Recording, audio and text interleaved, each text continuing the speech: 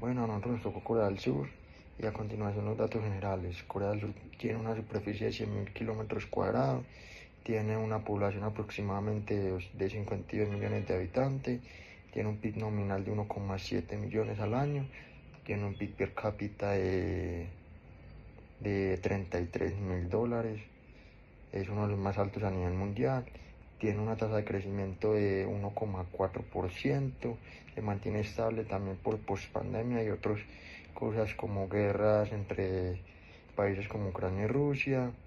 Sus exportaciones en el PIB equivalen al 44%, es muy dependiente de las exportaciones y tiene un PIB, unas exportaciones e importaciones equivalen al 88% más o menos aproximadamente de su PIB y comercio exterior. Bueno, las cuentas corrientes de Corea del Sur, como podemos ver, en los últimos 10 años siempre se ha mantenido gracias a sus exportaciones en superavitaria. Pero gracias a sus exportaciones, principalmente la tecnología, como sus principales productos, semiconductores, automóviles y productos petroquímicos.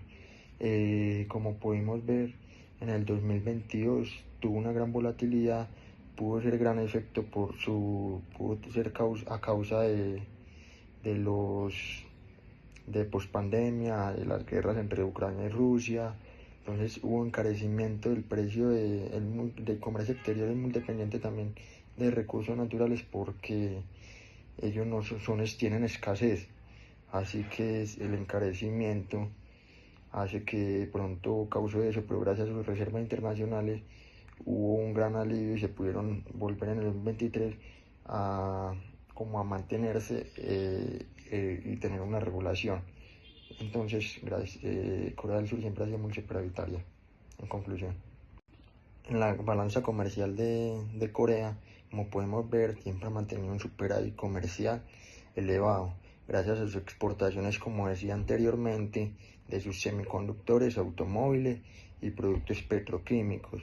Como podemos ver, y vuelvo y reitero, en el 2021 a 2022 hay una gran volatilidad a causa de que esta fue más que todo a causa de la guerra entre Ucrania y Rusia, porque como podemos ver eso encareció el petróleo y lo que le perjudica demasiado a Corea del Sur porque es dependiente de ese tipo de importación ya a causa de su escasez de recursos naturales.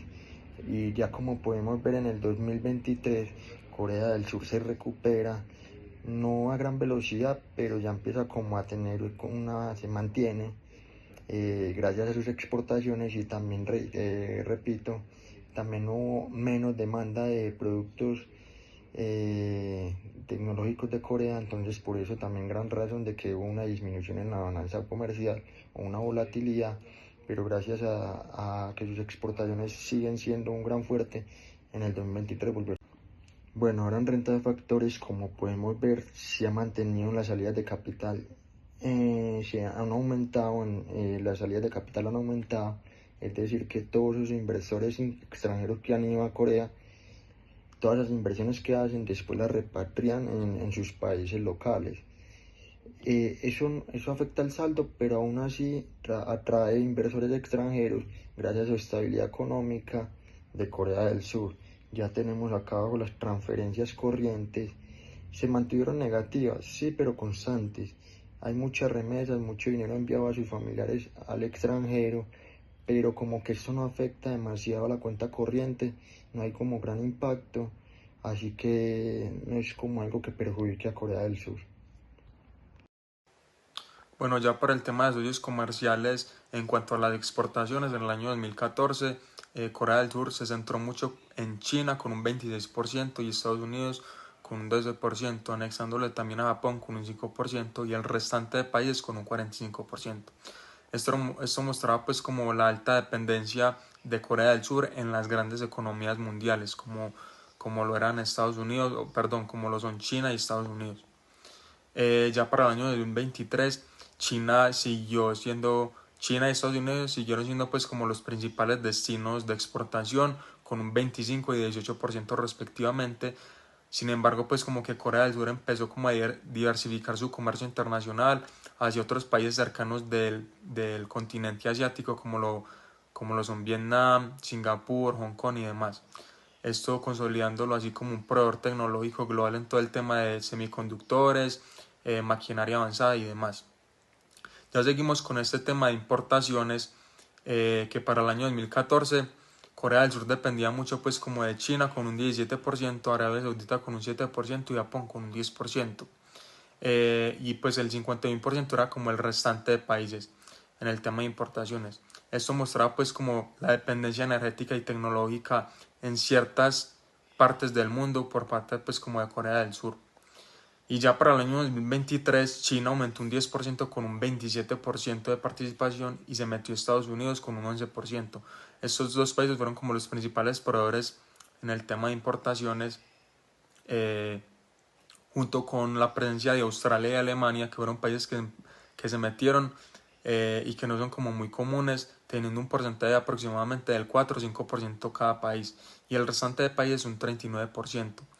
Esto como que hace concluir como que las importaciones de energía y materias primas siguieron siendo clave al transcurso de los años para Corea del Sur, debido pues como a la escasez de recursos naturales que tiene el país. Ya para el tema de los productos comercializados, en cuanto a las exportaciones para el año 2014, fueron dominadas inicialmente por la maquinaria eléctrica, y aparatos mecánicos con un 35 y 11% respectivamente, es decir, que hubo una alta participación de bienes manufacturados. Ya en base pues como a las exportaciones para el año 2023 hubo un mayor enfoque pues como en la tecnología avanzada debido pues como a la innovación que hubo en esos años, como semiconductores y maquinaria eléctrica con un 33% y aparatos mecánicos con un 12%. Es decir pues que hubo una tendencia de transición hacia bienes de mayor valor agregado y expansión a nivel pues como comercial en el sudeste asiático en países como Vietnam, Singapur y Hong Kong. También cabe resaltar que bienes como por ejemplo los barcos del 2014 al 2023 desaparecieron, no se dieron pues como con tanto volumen de participación. Y ya para el tema de las importaciones para el año 2014, lideró esta tabla con combustibles y minerales con un 33% y maquinaria y bienes intermedios con un 15% aproximadamente, y el restante de las importaciones del 37%. Y ya para el año 2023 los combustibles bajaron considerablemente, creo que a más de la mitad, con un 14%, y hubo mucho aumento en todos estos artefactos tecnológicos, maquinaria, productos químicos y componentes pues como tecnológicos en sí, teniendo más del 40% de participación en todo este tema de importaciones para el año 2023.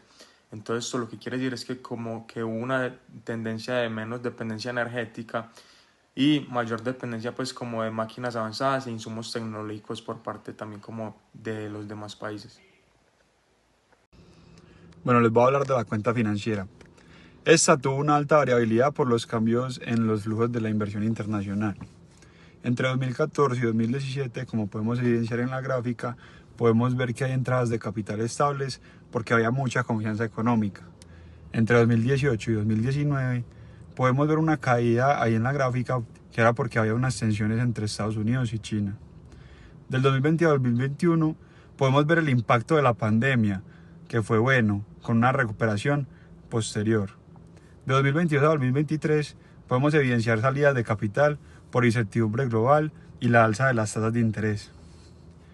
En la inversión extranjera directa podemos ver que en la gráfica fue positiva desde 2018, fue liderada por empresas tecnológicas y manufactureras, y Corea atrajo mucho capital por su estabilidad económica y su infraestructura que es muy avanzada.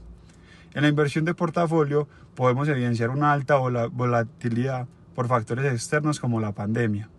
En 2020 podemos ver tensiones entre Estados Unidos y China, como ya te lo había mencionado antes, y entradas en periodos de confianza global y salidas en momentos de incertidumbre financiera. Ahora, en la gráfica de otras inversiones, podemos ver que estas fluctúan según sus tasas de interés y los préstamos que se han realizado internacionales. También que reflejan una posición prudente de endeudamiento del país. En la de reservas naturales, podemos ver que se mantuvieron altas y estables, y esto garantizando liquidez externa, lo que permite al Banco de Corea poder responder ante choques internacionales. En la de derivados financieros, podemos ver que hay una participación moderada pero estable, un uso enfocado en cobertura de riesgo cambiario y financiero, sin especulaciones excesivas. Ahora, las conclusiones de la balanza de pagos es que tuvieron un superávit en cuenta corriente gracias a las exportaciones tecnológicas, ya que como podemos ver anteriormente en la presentación, pues Corea es un país el cual es fuerte en exportaciones tecnológicas y en todo lo que tenga que ver con semiconductores. Y también esto nos refleja una estabilidad y volatilidad en portafolio, reservas internacionales altas y estables. Esto brinda seguridad ante choques externos. En conjunto, Corea mantiene una economía abierta, sólida y equilibrada. Con base a todas las gráficas que pudimos ver y a toda la información que obtuvimos de Corea del Sur, pudimos sacar 3 conclusiones. La primera es un equilibrio sostenido, lo que nos quiere decir que mantiene una balanza de pagos positiva, impulsada por el superávit constante en cuenta corriente. La segunda, que mantiene una solidez externa, gracias a sus altas reservas internacionales que garantizan liquidez y estabilidad ante crisis globales. Y la última es que tiene una viabilidad económica, porque el modelo exportador tecnológico, junto con la inversión extranjera y estabilidad extranjera, refuerza su resiliencia y crecimiento a largo plazo. Muchas gracias.